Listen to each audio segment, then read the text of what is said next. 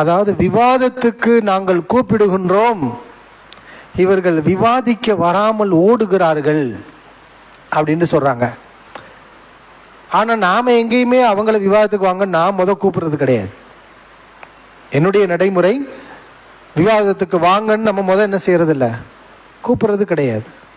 அவங்க தான் ஆரம்ப காலத்திலிருந்து விவாதத்துக்கு வாங்கன்னு கூப்பிடுவாங்க, நாம முந்துறது கிடையாது. வந்தா என்னன்னு பார்ப்போம், அது வேற விஷயம். ஆனா நாம முந்துறது கிடையாது. ஏன் முந்துறது கிடையாதுன்னா, நாம ஒரு நிலைப்பாட்டில் தெளிவா இருக்கிறோம். என்ன, ஹதீஸுகள் ஆதாரபூர்வமானதுன்னா அதை நம்பிடணும். அது சம்பந்தமா நமக்கு சந்தேகம் வந்தா கூட நம்ம மறுக்க கூடாது. அதுல ஏதாவது ஒரு கேள்வி வந்தா கூட நம்ம நிராகரிக்க கூடாது. ஏதாவது வேறு ஹதீஸுக்கோ குரானுக்கோ மாற்றமாக இருந்தா கூட நம்ம அதை நிராகரிக்க முடியாது. அப்படிங்கிற நிலைப்பாட்டில் நம்ம இருக்கிறோம். அப்ப விவாதத்துக்கு நம்ம போறோம். அந்த சாரார் என்ன செய்யறாங்க, ஹதீஸ்ல கேள்வி கேட்கிறாங்க, நமக்கு பதில் தெரிஞ்சா சொல்லுவோம், தெரியாதுன்னா அந்த ஹதீஸை மறுத்துருவோமா? நம்ம என்ன சொல்றேன், அந்த ஹதீஸை நாங்கள் மறுத்துருவோமான்னு கேட்டா நாம மறுக்க மாட்டோம். தெரியாதுன்னா வாய் மூடி அமைதியா தான் இருப்போம். அவங்க கேட்கிற கேள்விக்கு தெரிஞ்ச பதில சொல்லுவோம். தெரியாதுன்னா அப்ப இந்த ஹதீஸ் பொய்ன்னு சொல்ல மாட்டோம். ஹதீஸ் சரிதான், எனக்கு விளக்கம் தெரியல, அவ்வளவுதான். இதனால எனக்கு விவாதத்துல தோல்வி கிடைச்சிச்சுன்னு சொன்னா கூட பரவாயில்லை. இதுதான் நம்முடைய நிலைப்பாடு. விவாதத்தை எதிர்கொண்டால் கூட நம்முடைய அணுகுமுறை இப்படித்தான் இருக்கும். ஆனா நான் அவங்கள விவாதத்துக்கு கூப்பிட்டு அவங்க ஏற்றுக்கொண்ட ஹதீஸ்கள்ல எல்லாம் நீ இந்த ஹதீஸை மறுக்கிறீல, அப்ப இந்த ஹதீஸை மறுப்பியான்னு நான் கேட்டா அவங்க என்ன செய்வாங்க, மறுத்துட்டு போயிடுவாங்க. அந்த சாரார் ஆமா இந்த ஹதீஸ் மாதிரி தானே இப்படி இருக்கு நான் கேள்வி கேட்டா, ஆமா இருக்கு அதையும் மறுப்போம் அப்படிம்பாங்க. மறுத்து இருக்கிறாங்க. இப்படி மறுத்த சாரார்கள் தான் அவங்க. நான் ஒரு நீ யூகமா சொல்றீங்க அப்படிலாம் சொல்லாதீங்க. ஏற்கனவே நிறைய விவாதங்கள்ல விவாதத்தில் மறுக்கப்பட்ட ஹதீஸ்கள் நிறைய இருக்கு. அது வரைக்கும் மறுக்கப்படலை. எதிராளி என்ன செய்வாரு, அவங்க ஒரு வாதம் வைப்பாங்க. அப்படின்னா நீங்க வைக்கக்கூடிய இந்த வாதத்துக்கு மாத்தமா புகாரில உள்ள இந்த ஹதீஸ் இருக்கே அப்படின்னு கேட்டா, அந்த ஹதீஸ் தப்பான ஹதீஸ் தான், அது புகாரில் இருந்தாலும் தப்பு தான், அது மறுத்துருவோம். மறுத்துட்டாங்க.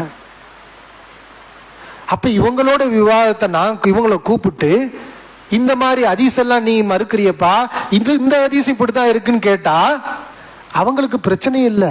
ஆமா அது குரானுக்கு மாத்தம் தான், எதையாவது ஒன்று சொல்லி மறுத்துட்டு போயிடுவாங்க. இப்ப எனக்கு என்ன வரும், எனக்கு ஒரு மனசு உறுத்தல், இவங்களை விவாதத்தை கூப்பிட்டது இப்படி மறுக்க வைக்கிறதுக்கா?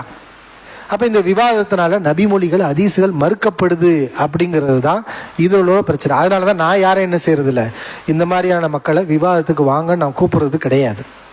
ஆனா அவங்க என்ன செய்வாங்க தெரியுமா, அப்பாஸ் அலி விவாதத்துக்கு வருவாரா அப்படின்னு நம்மளை விரட்டிக்கிட்டே இருப்பாங்க. அப்படி விரட்டிக்கிட்டே இருந்தாங்க. அப்ப நாம என்ன செஞ்சோம், விவாதத்துக்கு வாங்க தயார் தான் அப்படின்னு சொல்லியாச்சு.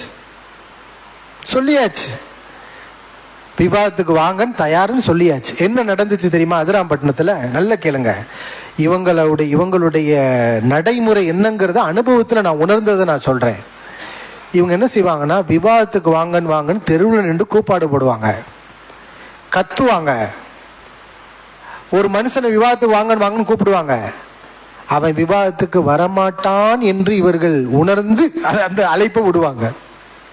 இப்ப ஜாக்க விவாதத்துக்கு வாங்கன்னு கூப்பிட்டுக்கிட்டே இருக்காங்க. ஏன் தெரியுமா, ஜாக்கு இயக்கத்துல சொல்லிட்டாங்க, நாங்க விவாதம்லாம் பண்றது இல்லை, அது எங்க ஜமாத்துடைய நடைமுறை இல்லை, நாங்க பண்ண மாட்டோம்னு சொல்லிட்டாங்க. அதனால விவாதத்துக்கு வான்னு கூப்பிடுறது. அது மாதிரிதான் நம்மளையும் இவங்க விவாதத்துக்கு வான்னு கூப்பிட்டுக்கிட்டே இருந்தாங்க. அதிராம்பட்டினத்துல அங்க நம்ம பயானுக்கு நம்மளை கூப்பிடுவாங்கல்ல, அந்த சகோதரர்கள்ட்ட டிஎன்டிஜே சகோதரர்கள், அதிரை டிஎன்டிஜே சகோதரர்கள், அவங்க போய் அப்பாஸ் அலி விவாதத்துக்கு வருவாரா அப்படின்னு கேட்டாங்க. அப்ப அதிராம்பட்டினத்தில் உள்ள சகோதரர்கள் இந்த மாதிரி சொல்றாங்களே, நம்ம என்ன சொல்லலாம் அப்படிங்கிறப்ப நான் சொன்னேன், விவாதத்துக்கு தயார், உங்கள் மூலம் அந்த விவாதத்தை எதிர்கொள்ளட்டும், நீங்களே பொறுப்பா நின்று செய்யுங்க, அந்த விவாதத்தை நம்ம பார்ப்போம் சந்திப்போம்னு சொல்லியாச்சு. அப்ப அவங்க கேட்ட கேள்விக்கு நம்ம தரப்புல இருந்து பதில் கொடுத்தாச்சு. விவாதத்துக்கு தயார், வாங்க, எப்ப வர்றீங்க அப்படின்னா, வரணும்ல, ஒப்பந்தம் பேச வரணுமா இல்லையா? அது வரைக்கும் வருவியா அப்படின்னு கத்தி கொண்டிருந்தவர்கள் வர்றேன்னு சொன்னோனையுமே கப்சிப், சப்தமே இல்லை. அந்த நீங்க அதிராம்பட்டின மக்கள்கிட்ட கேளுங்க, உங்கள் டிஎன்டிஜே சகோதரர்கள்ட்ட அதிராம்பட்டின மக்கள்கிட்ட என்ன அதிராம்பட்டினத்தில் நடந்துச்சு, அப்பாஸ் அலியை நீங்க விவாதத்தை கூப்பிட்டீங்களா? அப்போ என்ன அதிராம்பட்டின அந்த சகோதரர் அவங்க பேரு கூட இருக்குது, அதிரை தாரு தௌஹீத், நாம போகக்கூடியது. அந்த அதிரை தாரு தௌஹீத் சாப்பிட உங்களுக்கு என்ன கொடுத்தாங்க பதில்? விவாதத்துக்கு தயார் வாங்கன்னு சொல்லியாச்சு. சொன்னா அங்க பதிலே இல்லை. அப்புறம் எதுக்கு இந்த ஆட்டம்? அதான் விவாதம் செய்யணும் தான் நோக்கம். நீங்க கூப்பிட்டீங்க, நம்ம அழைப்பை ஏத்துக்கிட்டாச்சு, முடிஞ்சிருச்சு. இப்ப அங்க விட்டுட்டு என்ன செய்யறாங்க, மறுபடியும் அப்பாஸ் அலிட்ட வந்து விவாதத்துக்கு வரியா அப்படின்னு கேட்டா இது என்ன இது? அதான் வரேன்னு சொல்லியாச்சே, அங்க பேச்சுவார்த்தை நடந்துட்டு இருக்கே, போக வேண்டியது தானே. ஏன் அதிரை தாரு தௌஹீது பேர்ல நான் தானே விவாதம் பண்ண வர போறேன். நீங்க வாங்க, அறிஞர் குழு வாங்க, வந்து பேசுங்க, விவாதம் பண்ணுங்க, ஆதாரங்களை எடுத்து போடுவோம். ஆனா ஒண்ணு, இந்த விவாதத்தை வச்சு நம்ம ஈமான தீர்மானிக்க முடியாது, கூடாது. இந்த விவாதம், இந்த கிறிஸ்தவரோட விவாதம் பண்ணாங்க, ஒரு விவாதம், எத்தனை விவாதம் போய் அடிக்கு மேல அடி வாங்கிட்டு வந்தாங்க. அதனால கிறிஸ்தவன் சொல்றது உண்மை ஆயிருமா? விவாதத்துல ஒருத்தவனுடைய கை கொஞ்சம் பேசுவான், ஒருத்தவன் விவரம் இல்லாம பேசாம இருப்பான், அதனால அவன் சொல்றது உண்மையாயிருமா, ஹக்காயிருமா?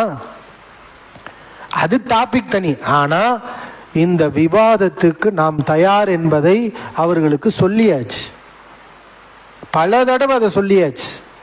ஆனா இப்ப யாரும் என்கிட்ட வர்றதில்ல, வெளியில நின்று தான் கத்துறாங்க, உங்ககிட்ட தான் சொல்றாங்களே தவிர விவாதத்துக்கு வாங்கன்னு யாருமே என்ன செய்யறது இல்லை, கூப்பிடுறது கிடையாது. இதுதான் யதார்த்தம். வந்தால் நாம தயாரா தான் இருக்கோம். அதிரை தாரு தௌஹீத் சகோதரர்கள் தான் நமக்கு பொறுப்பாளிகள். அதை நான் சொல்லிட்டேன், அவங்க தான் நம்முடைய பொறுப்பாளிகள்.